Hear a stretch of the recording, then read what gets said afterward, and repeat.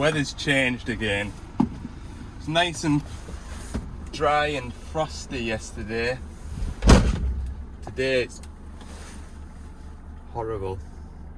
I don't like this weather. I really don't. It's just when it's windy and wet, just miserable. Everything just looks miserable, doesn't it? You know, it was a lovely day yesterday. Anyway, today I'm going to head up to my Squeaky DX19 and pull some boom pins out of it and have a look at them and see what sort of condition they're in. That's all I've got to do today, which is grand because I've got a day off tomorrow. I've just shotgunned all my days that I had free. I think I had, what did I have, 7 days left. I'm off right through between Christmas and the New Year. I'm off every single Friday for the rest of the month, and I've taken Tuesday off because my van's in for a service. I think that'll be next week. What's the date today? No, not next week, the week after. Yeah, there's no point me being in work twiddling my thumbs while the van's off the road, is there? That was my thought process anyway. It'd be an easy day, wouldn't it, just doing online training or something. But anyway, welcome back. Thanks for clicking on this video and watching it, and I hope I can make something of it today. Right, we're about 45 minutes up to the first job. Okay, so to refresh your memory, I'm at a DX19, and a week or 10 days ago I was at it for an unusual squealing, squeaking noise, which I thought he'd sent me a video of at the time, but it was actually, he phoned me and he says, can you hear this? And he got it to squeak. He says, yeah, that sounds really noisy. He says, yeah, it's terrible, I can't. Nobody wants to stand next to us when I'm working the machine. So I came down and I worked the machine for 40 odd minutes, couldn't get it to make the noise. So I said, if you get it to make the noise, try and isolate the noise to one function, and when you do find out which function it is that's making the noise, turn the ignition off so the engine isn't running, and just let the arms settle out and see if it's a hydraulic noise or a squeaky noise like a boom pin. So here is said noise. Hang on, open my phone up.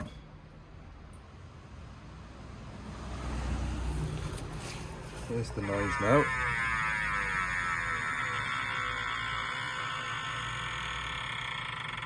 Squeaky, squeaky. Now he's pointing there at that pin, because that's where it sounds like it's coming from. But the only thing moving there is he's pushing the boom down. So to me the only thing moving is this pin here and this pin down here, or this bush and this bush. You can see there's plenty of grease clattered about it, and there's grease coming out of the joints as well. To be fair, looking at that, there's more grease around the grease nipple as there is coming out the joint. Look there, the fair point. So what I might do is bray this pin out. Yeah, it can only go one way, look. I can only send that pin that way because it's not going to come past this. This is the ram. I was thinking about removing this pin to get it pushed that, to get it drifting, but I'm not going to gain an awful lot, to be fair, by taking that off. So that's what I'm going to do. Spray this pin out. Might try my grease gun on it just now, see if it'll accept grease from my grease gun. Quite often with these hand pump ones, you don't just get the same as the electric ones. Do you know what I mean? But there's plenty of grease about this joint by the look of it. He did phone me the beginning of the week when I was coming. Said I'd come to it yesterday, but then I ended up on that dump truck job because he said, do you want me to grease the machine before you come? I said, no, just leave it. So I did tell him not to grease it. And it's not for the lack of trying to grease it either. I mean, that's a well greased pin, that. Same down here. Same down here. You in there as well. But yeah, if you compare that to that, it's making us question whether or not the grease is actually getting into the joint, and is the grease nipple accepting it, or is the part bunged, or is the bush in the wrong position to let the grease actually physically get to the pin. I might do that first, and I'll grab my grease gun. So it's taken grease, but both these grease nipples are loose, loosey-goosey. Need to give them a nip up. Same with that one. Chances are when it nips up, it'll lock off in the wrong blooming place. But yeah.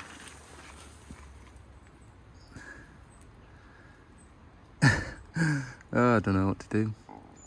It's taking grease, and you can normally tell as well, because if it's a really tight grease point, that grease pipe for my gun tenses up, and all of a sudden it just goes and it forces it in. But it didn't particularly. I'll take this pin out and we'll have a look at the pin, see if there's any evidence of it being dry, because it might be that the grease is getting to one side of it and not the other. You see the grease has come out of the bottom. Queer, eh? Yeah. Don't think, when I pull this pin out, I don't think it should move. And whatever I break through it, I'll keep it in position. Don't think we're going to see it falling over. We're on nice level ground. Right then, so I've nipped the grease nipples up. I've got the locking bolt. It's got a fair bit of rust about it, like. It's a little tip. So when you hammer this back in, you might not have the hole the right way around. And to save yourself a bit of hassle, I've just center dotted it. Don't know if that's a word. So at least when I'm bringing it back in, I can see it's going to be roughly in the right direction. It's just a pain if it's turned through 90 degrees, you've not got much to get a hold of to get it, you know, lined up, and you'll chew or pin up as well in doing that. So at least when I'm hammering it back in, the two dots are up and down, and with a bit of luck we'll be somewhere near, and I can use a tapered punch to get it bang on. Right, got my punch, trusty old hammer. Let's see if we can get this to move. Right, it didn't take an awful lot of chapping. You can see on here, that is, I know it's come through a boss here, but this boss isn't greased. But that marking there just looks like it's been a bit dry. That's the bushing in there. Does look like there's grease in there, but what I'll do is this pin here is also, oops, this pin's also got similar markings on. So what I'll do when I put it back in, I'll turn it through 180 degrees like that. We expect this to be like that because it's sat in here stationary, not moving. Yeah, but anyway, I'll get the rest of the pin out now, and then I'll pile a load of grease through that grease nipple again, make sure that there's grease coming out. You can see this little rim that I was telling you about. See this rim here? That is where the grease should fill that cavity all the way around the pin, and once it's full, that's when you start to see it coming out the sides. So we're going to make sure that there is plenty of grease around it, and yeah, we'll try turning the pin through 90 degrees, 180 degrees. It's not stepped it any, it's just sort of polished it, if you know what I mean. Yeah, there's no stepping, it's just see where it's been dry like. That there is where the grease channel is, can you see? Oh, no you can't. That there's where the grease channel is, so it looks like it hasn't been getting to this side of the pin, is what I determined. Yeah, I need a thin narrow bar now, because this, do you know why that's on there? That dodgy looking bit of weld. That's for when it goes into a position like that and it gets jammed. I can just get my hammer and go bang, bang. That's what that's for. Homemade a long time ago. Anyway, get a narrower drift now and try and encourage it all the way out. What am I gonna do? Two things really. These hoses here obviously sit on top of this pin. I'm gonna take it out. Them hoses are just gonna drop down and be right in my way. Like, I might get a ratchet strap and pull them up out the way, but I might get a bottle jack or something. Just bad to try and do it. Yeah, bottle jack maybe sitting on there on a block of wood. Find a log or something. Yeah, that's what I'll do. I've got the pin out, but on second thoughts and further inspection, we've got that pit in there. That ain't good, like. I think we'll get a fresh pin for this, save messing about. I can still continue though and check the, it's grease points, make sure the bushes are getting greased. It is a good tight fit. You know, there's no play in that at all. That movement there is just my hand. I don't think it's worn any, and to be fair, when I was trying to find like the middle ground, if you know what I mean, of where there was no weight on anything, it was very difficult to see any sort of movement. So I don't think anything's worn. I just think that we've caught that before it. I mean, you can dig your fingernail into it, but there's no step there to suggest that the pin's worn. I think it's just a defect in the metal. But yeah, we need to make sure that the grease is going around these bushes. So, first attempt at putting this pin back in, thought I had it. It kind of got so far, then I just give it a gentle chap with this, and all of a sudden it went. I thought, oh brilliant, but what had actually happened was the pin had grabbed hold of the bush inside here and popped the bush out. So you can see from my extensions and sockets, I've got the bush reinstalled. So that is just sliding in a treat now, and we'll just chap it home the rest of the way. With a bit of luck, it'll find that hole there. See how I'm just tapping it though? You don't really need to be braying these things with a hammer, because that generally means you're not just lined up right. See that? Lovely. No fight whatsoever. And we'll just keep tapping it now, because I've got my centre dots. Gently tap. So we're somewhere near. And then we'll put this pointed bar in with all that muck on the end of it. I'll get that cleaned up.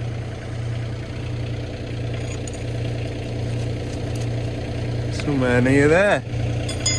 Where's my bolt at? Let's have a look.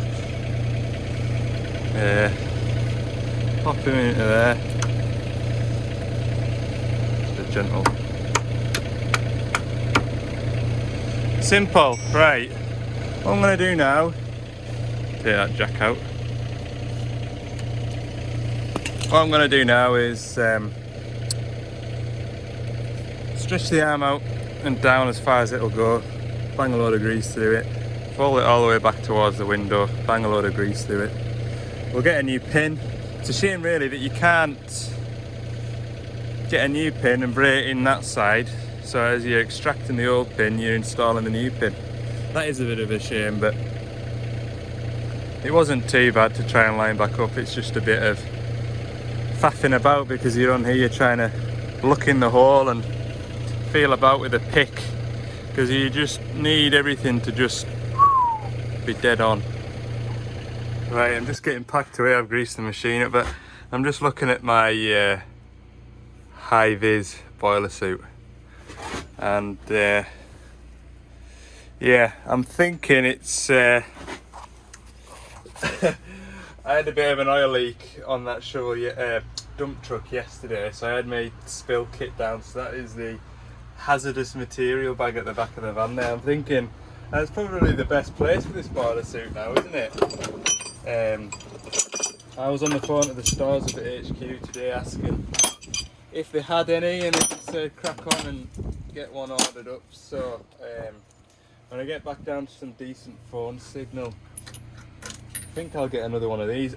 I did like the Dickies one that I had first time round. So this one's a Pulsar one. The Dickies one was like quilted inside. It was, oh, tell you what, toasty. Oh, you're so warm. But it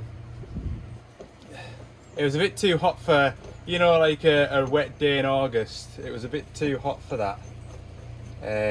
But it was nice and easy to get on because it had the zips going from down there up to about here, and it split the trouser leg. In fact, I think the actually zips went all the way up to your hip.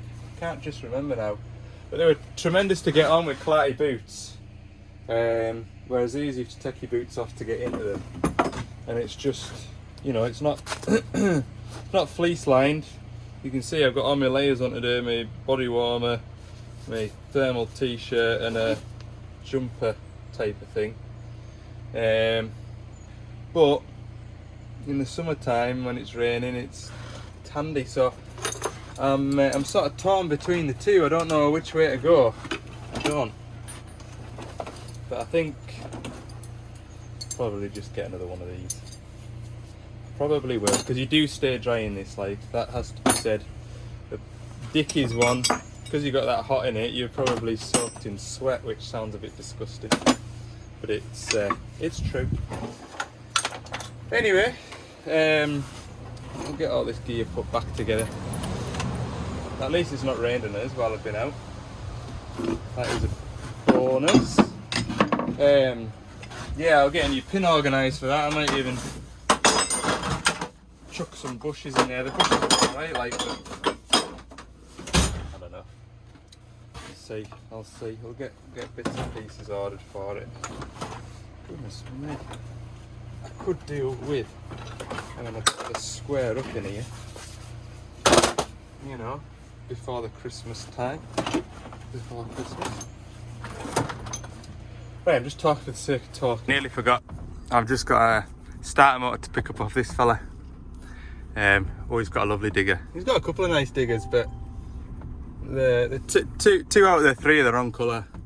He's got a couple of red and grey ones. And this, I'll show you this and look. Yeah, it's a real tidy machine, like steel wrist, all the bells and whistles, grabber on the back. Lovely job. How old is it?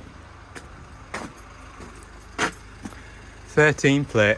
So this one hasn't got any after treatment. I think it might have EGR. But look at it, you feel bad for walking on it. It's talking about respraying it. See all these bolts that have finally lost the protective coating, they've gone rusty. Talking about replacing all the bolts, repainting all the bodywork.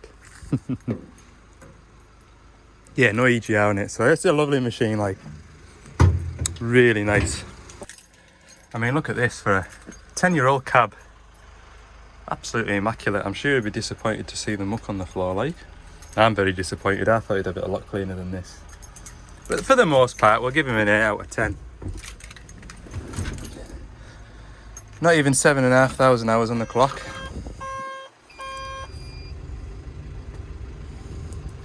Yeah, lovely. Anyway, I'm just here to pick up some parts, so I'll give him a phone and see where he's left them. Right, he's given us his starter motor he wants redoing. Either we get a replacement or spare parts for. We'll sort that out. My works phone again. I've got my earpiece in here. Missed that call now. I'll phone them back. Okay, go back to the yard now. The reason for that, I'm going to run into any of these buckets, am I? Yeah, partsman's off for a couple of days, and there's a couple of folk needing bits, so better get back to the yard and ratchet some bits out for folk. There we go, parts sorted. I'm going to nip out and get my spare tyre back before I forget about that, and then it'll be one of them, won't it? If I forget, then I'll need it and I won't have it, and I'll be snookered. So I'll get that, and I'm gonna go. I've spoke to the people that need to know, the people that let me spend money, and I'm gonna go and get a new waterproof boiler suit, hopefully. Because HQ get them online, and they just said, well, just if you're up somewhere where they might sell them, then just go and get one. No point messing about. So that's good. Right, I'll head up to Kingstown then. Right, there we go. New boiler suit. Wasn't badly priced, just went to Arco. Got some gloves and all, because them ones are they're a bit numb and they're absolutely soaked, and I also have to put a pair of gloves on to wear some gloves. Found out yesterday. What am I going to tell you? Yeah, not badly priced. When I looked online, they were anywhere between 80 and 100 quid, and this was 75 plus the VAT. Can't whack that like. So this one has lasted us a year. Like I say, very good. I have ripped them in a couple of places, like there's a few more rips, and those rips become evident. Yeah, you find out where the rips are when it starts to really rain. So that'll be me for another year. Happy days. Like I say, I do quite like them ones, just because they're an all-weather boiler suit. It can be 16 degrees and pouring with rain. It could be minus 10 and pouring with rain, snow, whatever you're dealing with. So they're a good job. Okay, next job. What was the next job? Spare tyre. Look at that, by the way. If I ever had van envy, that would be it. Like, what a beaut. MAN 4x4. Look at the wheels on it. That's what I need. Problem is, they're about 15 grand dearer than this. And this was twice the price of this was twice the price of the previous van that I had. So getting them to fork out another 15 grand for a 4x4, don't think it's gonna happen. Not when it does the same job. I was looking to get a Mercedes, I think. Right, let's go get a spare tyre. There we go. Tyre collected.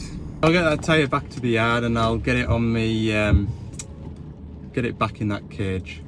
Although I do think a big tyre cage on the back of the van would look cool. But anyway, I'll just stick to what I've got. And that'll round the video up at that for today, because the weather's pretty miserable. I've got all my outstanding jobs done. There's only one just passing job that I've got to do, and I'm holding out for that because it's a fair way away, and yeah, it's too late in the day anyway to get up there and do that. But yeah, well, I've got a decent day on Monday to look forward to, so keep an eye out for that one on Tuesday. I'm having a long weekend, so I'm going to go and chill. Thanks for watching.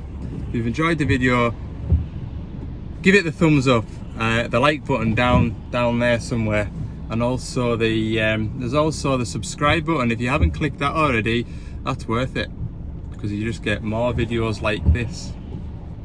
Winner. Thanks for watching. See you in the next one.